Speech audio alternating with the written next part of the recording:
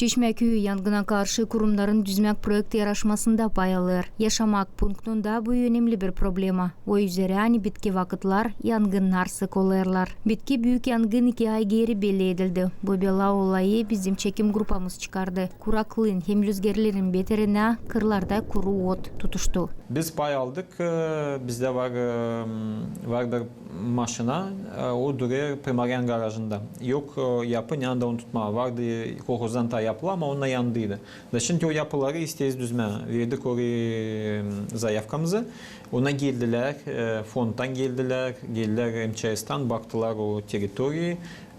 Lavitler bizimle, lavitler kiman işler bu пожарный posta da bu yakınlarda bekleyiz kararı verecekler para onunla bu iş için ya da vermeyecekler. Dmitri Yanul nişanladı proyekt işinden sonra yazılı da bugünkü gün gözletmek stadiyasında bulunur. Onara kalır sadece bekleme hem umutlanma ki komisya onu kabul edecek de verecek lazımlı parayı projektin gerçeklenmesi için.